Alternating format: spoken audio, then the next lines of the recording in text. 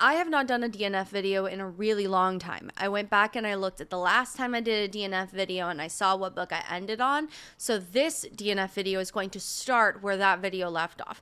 Now, some of these I have discussed before, maybe not in like such explicit detail, but I have brought up a few of these before and I have talked about them. So if they sound familiar, I'm sorry. This is just my way of putting all of the DNF books in one video, and hopefully it's not 3 hours long like the 6-month wrap-up was. Like I said, some of these I have discussed before, so with the first one being Reckless, my reasoning is that I just didn't have it in me to care anymore. And I find that that is a good reason to stop reading something, is you just don't care anymore. It had been long enough since I read Powerless that when I picked up Reckless, I just didn't care anymore. And I liked Powerless. I think I rated it 4 stars.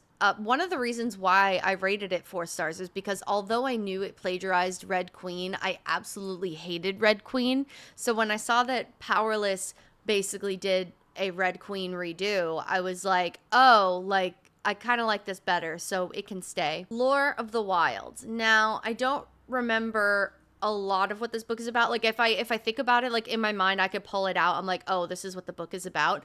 But I don't remember names other than the girl's name is Lore, because she's Lore of the Wilds. From what I remember in my brain, our girl Lore was essentially locked inside of a magical library, and she was tasked by the, I think, lord of the area, maybe everybody's landlord, really.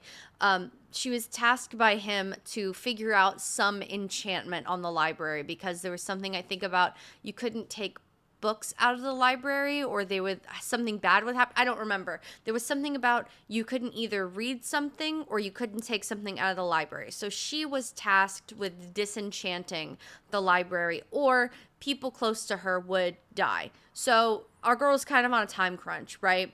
And I remembered that one of the main catalysts of the plot was the fact that this is a hostage situation, right? Like, she is locked in this library trying to disenchant it. And then there was a miraculous escape involving a guard character.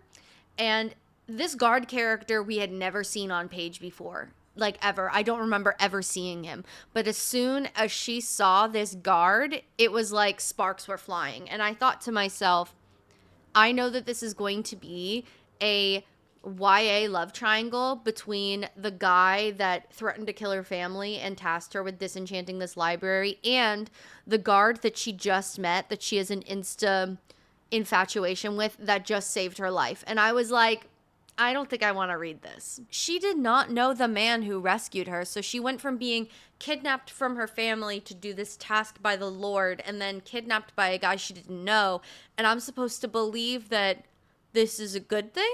I have found that a trend with me lately with DNFs is that I end up DNFing something because it is too juvenile. And I don't mean that in a bad way. I mean that I've aged out of this type of book. I've aged out of this plot. I've aged out of these feelings. And that is entirely okay.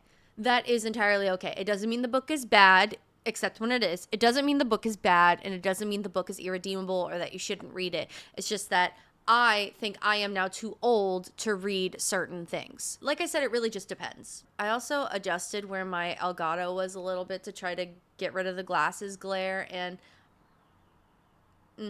Yep. This is just my problem forever. The Invisible Library. I was really excited to read this because it was pitched to me as a steampunk urban fantasy about a girl who is kind of a agent of time that goes back through different timelines and tries to find different books. The book started with our main character escaping from an all-girls boarding school, and I think that might have been where I checked out initially, because I get into the book and I find out that my protagonist is basically breaking out of an all-girls Catholic school, and I was like, I think I'm a little too old to be reading about a protagonist this young. I also said that I found the main character insufferable, and I don't remember exactly what instance made me believe that, but I'm just going to believe what I wrote down. Like, I believe women and I believe myself when I said that I found this main character insufferable. A Reign of Rose. This is another instance of I stopped giving a fuck. I talked about this book previously because I stopped giving a fuck, and I said that I had too many questions over what was happening. There was not a lot of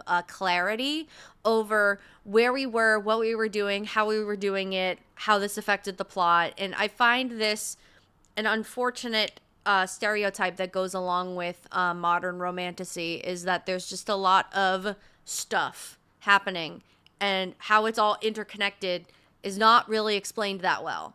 So that's why you get a lot of AI accusations and everything. And I just think to myself that if some of these people can write books that sell and they're not good, then whatever it is I can end up producing from my own little fingertips one day will surely be better than that. I still don't understand why A Reign of Rose was the last book in the series. I felt like there was a lot more that could have been discussed. Like, the story being wrapped up in a third book didn't make sense, because I felt like this was a story that was supposed to be like over the course of 5 books. So when certain little plot threads were being introduced in book 3, and I was expected to believe that they would be resolved by the end of book 3, I was like, wait, there's kind of a little bit more there that you could talk about that I would be willing to read if you gave them the proper time and attention. But when you don't do that and you just wrap up all these loose threads into this giant little knot, it's not good. It's going to make me think that this is stupid, and it's going to make me think that I wasted my time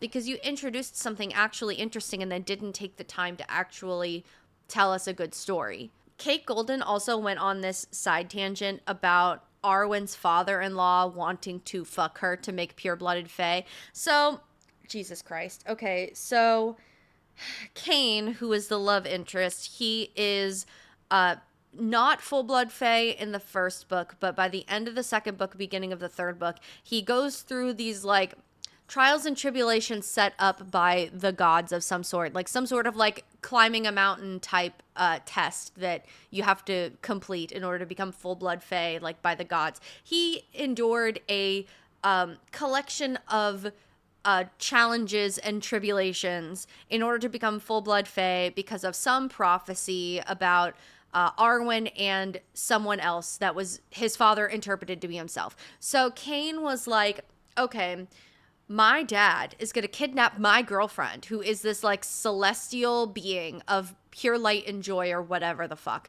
And she is a pure blood fae. And he wants to start a new bloodline of pure blood fae for his dynasty or whatever. But if I become full blood fae and I overthrow him, then the prophecy can be about me. And I didn't think that was bad. And there was also this introduction, I believe, about the fact that his mom didn't kill herself. Because I think there was this whole thing about Cain's father having a true love match with Cain's mother. But there was something about like she betrayed him or she died or something. And then there was a reveal that she maybe didn't die like by her own hand or like died naturally. So he presents Cain's mother as this woman that he was in love with and that did something and then she died and it was really tragic, and they found this note in a broken statue, and I was like, wait, this actually might be going somewhere. And then it might have gone somewhere, but I stopped caring because all of a sudden you had Arwen, our main character, stepping into a Roman bathhouse style public bath with her father-in-law, not actually, I don't think they were married at this time, but her father-in-law, Lazarus, which I could go on a whole side tangent about evil dad names or biblical names being used or Roman names being used as antagonists in fantasies. That's something I notice a lot. But Arwen's father-in-law is trying to convince her, like, hey, if you have a baby with me, we could start this like new era of whatever the hell. And she is like, no, but I will still step in this bath naked with you. And I thought to myself, if this was a book series that was going to be expanded into like say 5 books, and there was a chance that like Arwen was going to go down the dad fucking route, I might have been a little bit more interested. But the fact that we were getting all of this information in the last book with no hope of how it was all gonna end, I just stopped caring. Like, I don't even think I went to the Goodreads comment section to see how the book ended. I think I stopped caring that much, because usually when I DNF a book, I'll go to the Goodreads comment section and I will spoil the book for me, because even then, if the plot twist was good or the ending was good, I'm just like, oh man, I'm glad it ended well for some people, but for me, like, I really wasn't interested in finishing it. Really, I just go to the comment section to either feel vindicated over my choice to DNF it, or feeling happy for people that it ended up working out good for. A Winter's Promise. This one I DNF'd because of a massive ick, and I already didn't like the way that our main character, Ophelia, was being treated, and I cracked up a lot of this to being either a mistranslation of the French language to English or just a mistranslation of the vibe, because I truly could not believe that I was listening to something like this and that it was meant to be construed this way. Maybe it was, but I mean, I legitimately couldn't continue the book after getting to this point. So our main character, Ophelia, is essentially being given away to another family to get married. And there was this whole like bit in the very beginning, like the first paragraph of the book was basically, and I'll never forget it, it said, when things on earth get too complicated, God made a mistake and broke the entire world, and now we have to pick up the pieces. And I thought to myself, using canonical G God in your fantasy is a little strange, but I mean, do you I'm not here to judge, but that was a little bit unique. So our main character, Ophelia, is essentially given away to another family, and she has tried her best not to get married off, but for some reason, she has to get married off to a entirely different family, and this causes a lot of ostracism, and then also her being treated a certain way by other women around her, because every other woman around Ophelia is either like a bitch, a slut, or old and ugly, and I mean that not in a anti-feminist and not woke way. That's exactly how the women are written in A Winter's Promise. I almost forgot what the fucking book name was, but the entirety of A Winter's Promise that I read up to, if the main character was not Ophelia, those are the three archetypes that every other woman in the book was, and that was already rubbing me the wrong way. But what made me stop the book, and by that, I mean, I was in the middle of a 3-hour drive to Kansas City, and I had to pause the audiobook mid driving down the highway because I got to this point in the book and it gave me the ick so severely, I could have crashed my car. After a million times being told not to go anywhere, our main character, Ophelia, leaves her quarters and she ends up in a room with a dignitary of some sort, and he is drunk. And he asks who she is, and she says, I am Ophelia's cousin. And this dignitary says, oh, it's a good thing that you're her cousin, because if you were her, I'd have to deflower you. And that was the word that was used. And I was just like driving down the road in you know, central Missouri, and I'm just trying my best to get to my destination safely. And I hear these words, and I pause the audiobook. And thank God that the highway is a long, straight stretch of road, because I paused the audiobook, returned it, and then I think I sat in silence for a little bit and then started a new book. I don't quite remember if I actually started a new book or if I had to listen to music for the rest of the journey there, because hearing that was so off-putting and distracting that I think it messed up my entire day. So I paused the audiobook and I sent it back while driving, and I never picked it up again. Ash Princess. This was a book that I did a video on. It was the you have a chapter or 25 pages, like give me the best you got, lip sync for your life. I DNF'd Ash Princess pretty quickly. I think I DNF'd it on like page 12, maybe.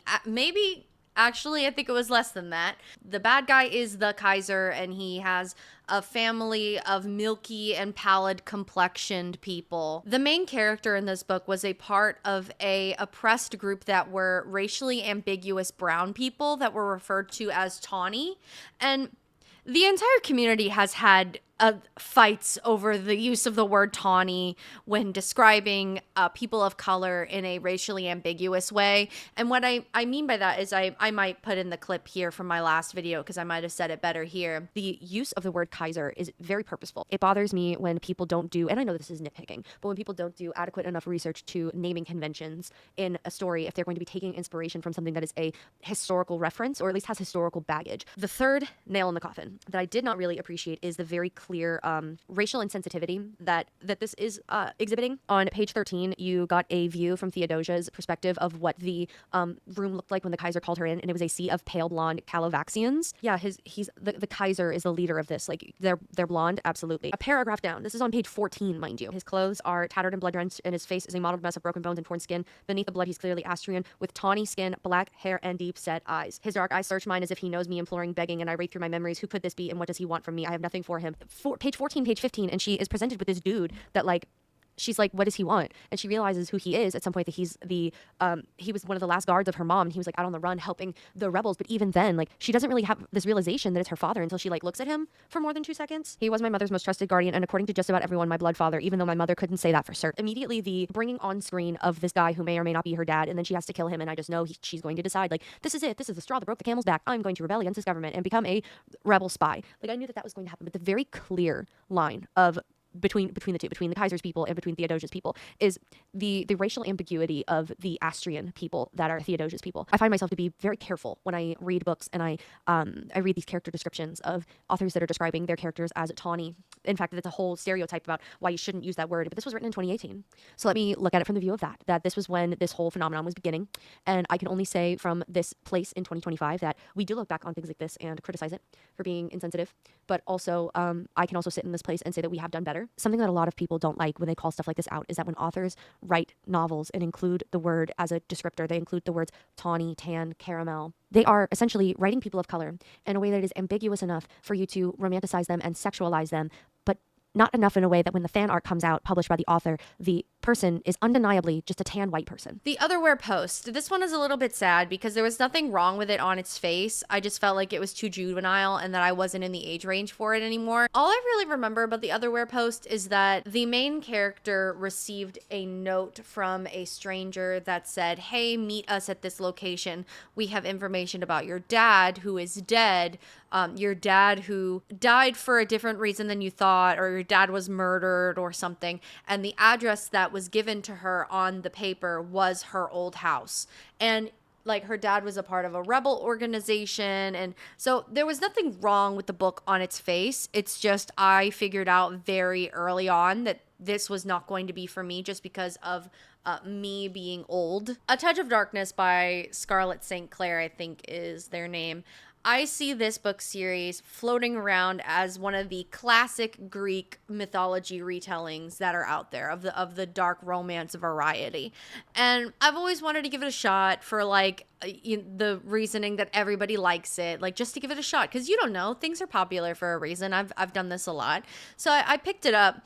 And when I tell you I DNF'd it after like page 2, I have grown past the ability to read any fantasy novel that is a Greek retelling story that is of the spicy romance variety or not. But in the past, it has been of the spicy romance variety because this happens with Neon Gods too. But any Greek mythology retelling that uses the names Hades and Persephone, it's unserious to me. I can't do it. Like, let me guess, Zeus and Hera are the antagonists, and their different character traits are related to what they're the gods of. I can already tell you what the book is about from the very beginning. Like, I can already tell you what is going to happen in this book. I'm going to add it to the list of things I can't read anymore because they're too unserious, including supernatural romance.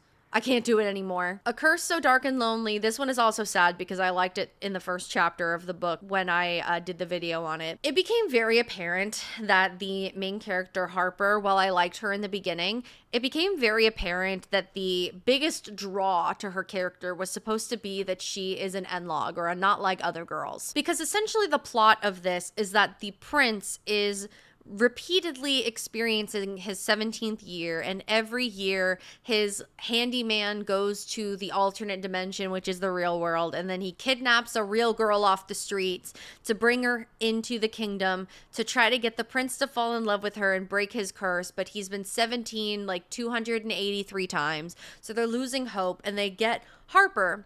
And one of the very first things that they say about her is that she is different from every other teenage girl that they have kidnapped because she didn't care about the closet or the dresses that came in it. That when it came to kidnapping a random girl off the street to try to become this prince's princess, Harper is the first one in 200 plus years that didn't care about the pretty dresses in the closet.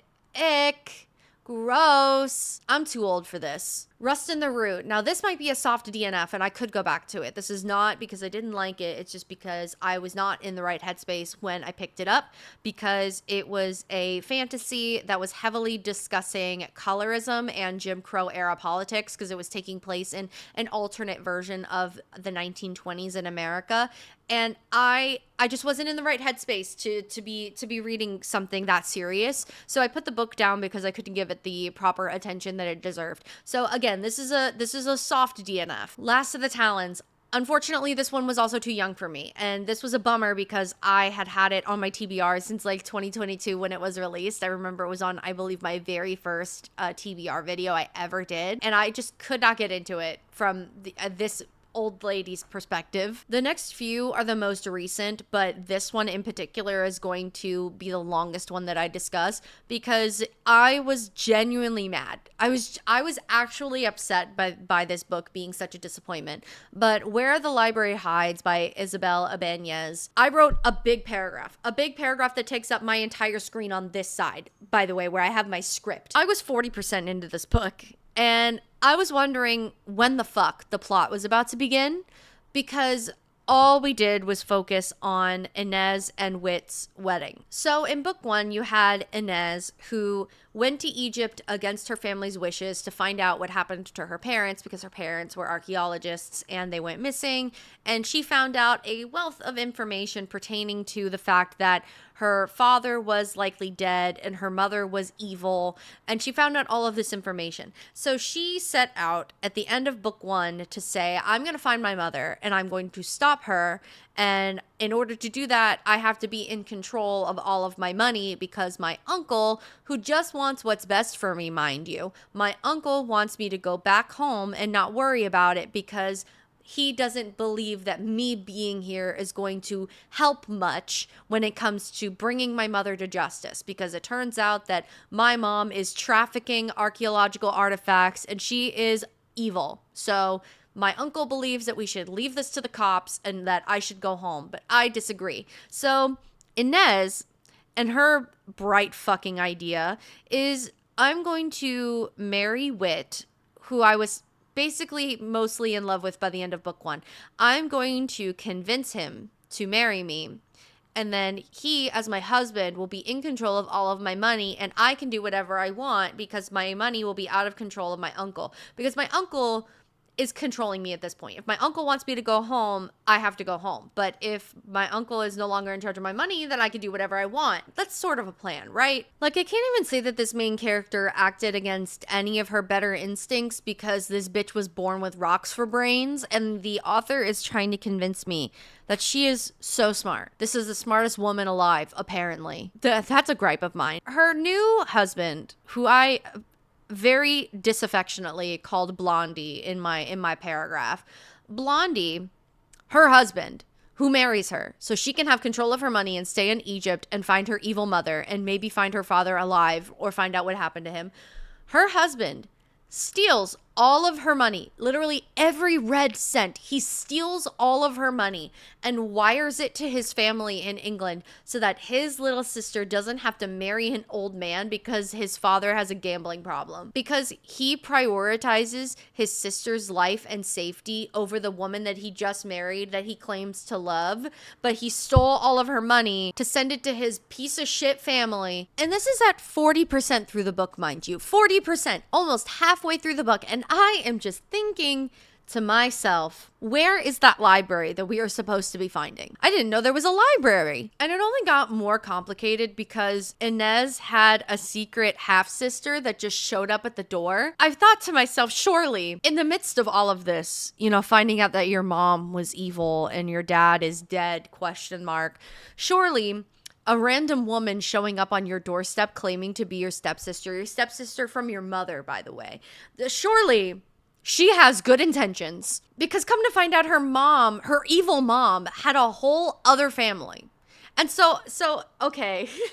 So Inez says, okay, I'm going to marry a man I love so that I can have control of my money and that I can stay in Egypt and like figure out what happened to my parents because my mom is evil and my dad might be dead. And also I need to get to a certain artifact before my mom.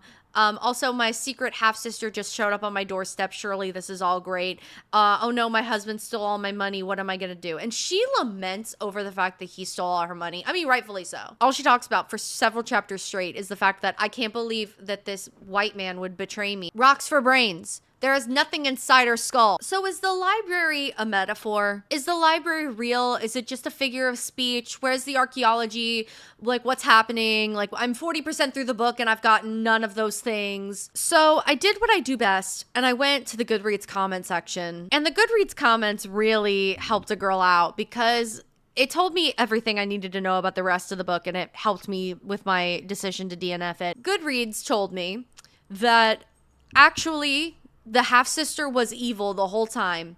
No shit. A random woman who appears on your doorstep who's the other daughter of your evil mom is also evil. Fork found in kitchen. Water is wet. Her dad was alive the whole time. Her dad was the true evil mastermind, but her mom still did have a second family and she still did do like organized crime, smuggling archaeological artifacts. So like she's still like not a good person, right? The half-sister died from being thrown off of a cliff. Mom and dad got stuck in a cave, but mom miraculously survived, which is great because Inez's uncle has been in prison since like the 30% mark. So the half evil mom surviving was good because she can testify to get her brother out of jail and then she herself can go to prison. You know, justice is served, right? Now, mind you, none of this has to do with the library we were supposed to be finding. Because I'll tell you what, I was shocked when the Goodreads comment section reminded me that we were supposed to be finding the Library of Cleopatra or something to do with Cleopatra. I'm like, this was news to me. And apparently at the very end of the book, Blondie says that he managed to figure out Cleopatra's gold making recipe. I guess she was an alchemist of some sort. Now he prints gold with Cleopatra's gold making recipe to pay back his wife for all of the money that he stole from her. And I thought to myself, you know what?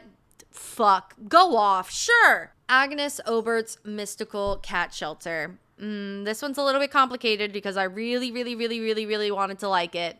And the reason why I stopped reading it is a mixture of community and personal. A lot of people are bringing up online that Agnes Aubert's Mystical Cat Shelter shares a lot of similarities with Howl's Moving Castle. If this is a safe place, you know, just between us, if this is a safe place, I have never seen Howl's Moving Castle. I know what happens in the movie, so I can also see where people are coming from. Like, it's not like I don't know anything about Howl's Moving Castle. It's just I've never seen the movie myself. So I kind of understood where everybody was coming from. I mean, sometimes in the past, I have liked books that are eerily familiar to other books, i.e. I liked Powerless even though it was a copy of Red Queen because I hated Red Queen. Sorry if I'm guilty. Take me to jail. But also this is a me thing because I got to about the 30% mark when I started to get a little bored. Do I really, like, am I really attached enough to the first 30% of this book to continue reading it? The last reason definitely is a me problem, and it's definitely a me reason. It's deeply personal, but my OCD has been acting up really bad recently. I fall under a few subtypes of OCD, but in particular, my contamination OCD has been acting up very recently, and I think it's just a combination of environmental stressors, being in a brand new place, living in a brand new environment, and not really I don't know how else to put this, but the germs around me have just not felt safe.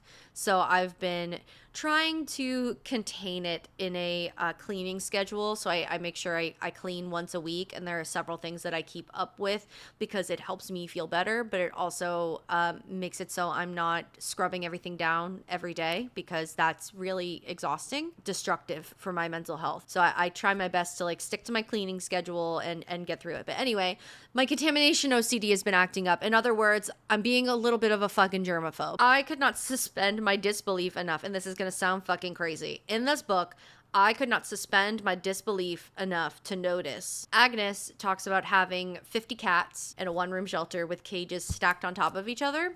And this is in the 1920s. And at this time, like, cat food as we know it was not invented until much later. So there was very little discussed over what she was feeding them, and then also there was no discussion about litter boxes, but the cats were stacked in cages. There was 50 of them in one room, and they were stacked in cages. So where were they going to the bathroom? There were no litter boxes to speak of. They weren't roaming freely like, say, a cat cafe in our modern time would be. So I was just stressed the fuck out.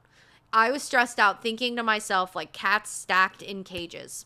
And I know that that sounds stupid and ridiculous, but in my brain, it made me feel really, really icky. Not only 50 cats in a room, but Agnes herself is so much not a magician that she is anti-magician in this book. So I know that that room is not spelled to disregard cat smell or be magically cleaned. So I kind of understood why all of the landlords didn't want a cat shelter in their building. This book gave me the ick so bad, I was momentarily pro-landlord. You know how ridiculous that is? My last true DNF was The Tainted Cup. Now, I was hoping that I would really like this because I love Sherlock Holmes. I love Benedict Cumberbatch, that type of mystery. And DNFing this book made me realize something about myself. The writing style was very, very difficult for me from an audiobook reader's perspective. Maybe reading it would be different, but the writing being extremely clinical, and I get it, it's supposed to be that way. It's supposed to be the Sherlock Holmes-esque writing style, but listening to it was putting me to sleep. And also it being very similar to Attack on Titan, but with the C, so much so as they even called the Titans the Titans. Made me scratch my head a little bit. It might have also been the fact that the narrator was a man. Like, I'm not gonna discount that. Like, because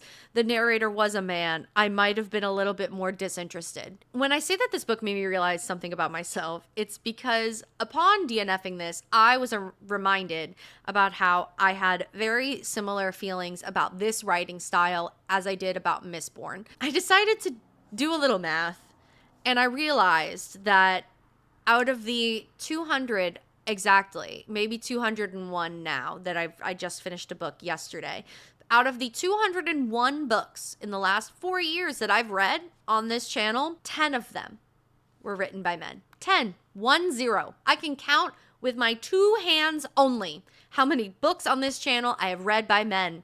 And when you break it down further, it's even sadder because 4 of them are from the Witcher series. 4 of them, of those 10, are by Andrzej Sapkowski. One of them is John Green. One of them is Rick Riordan. And the other is Brandon Sanderson. So you have 7 books written by extremely popular, well-known dudes that write very popular, well-known stuff. And then there's 3 other books. And I think one of them was Legends and Lattes. That's where we're at right now. That's the state of my life as pertains to how much I'm reading from a diverse author pool. And I think I'm good with it, actually. Like, I think I'm doing a really good job. I think I'm really taking, like, decentering men very seriously, and I didn't really realize I was doing that. I would say, in all seriousness, that I should maybe read a few books by men in order to diversify my author pool. But then I laugh because one of the next books I have to read on my TBR is A Game of Thrones. So after I just said that out of the 10 books written by men that I've read in the last 4 years, only 3 of them were written by random men. So you mean to tell me that the next time I read a book written by a man, it's someone from not that category? That's funny. So that's all of the books I've DNF'd in the last year and a half. Like, fully DNF'd, I'm never picking them back up again. And I kind of wanted to end the video on a different note with talking about a book that I might DNF, which is A Discovery of Witches by Deborah Harkness. It's a really long book, and I'm bored, and it's basically just Twilight. I'm almost about 15% in, and all our main character has done is be stalked by supernatural creatures, and then the vampire that has attached himself to her is, like, obnoxious and patriarchal and overbearing, and she's just like, man, you really are overbearing. And I know that they end up together, and I'm just like, girl, stand up. And there's this whole thing around the 12 to 14% mark where the main character Diana is just like, yeah, I'm gonna go to yoga, and Matthew the vampire is just like, well, have you ever been to this yoga studio? And she's like, no. And he takes her there, and it's like a yoga studio for supernaturals, and she's the only human in there. And he goes, yeah, but it's a really good yoga class. What are we doing? What are we doing exactly? I thought this was about a historian with like a witch bloodline that called up a magical manuscript that hasn't been touched in like over 100 years or some shit like that. Like, I thought this was about like a magical artifact that had never been seen before except by this woman, and now everybody wants to know why she's so special. I thought that's what this was about. Why are we going to yoga? Why are we in a yoga studio right now? This feels like propaganda. So what I meant by I'm going to try to end this video on an uplifting note is that I might DNF this book, but you have to stick around to see what happens. Anyways, thank you so much for hanging out with me if you got to the end of this video. If you'd like to find me anywhere else, you could find me on Twitter. Remember to drink water and be nice to each other and exude kindness and empathy with everything that you do, and I will see you in the next video. Bye!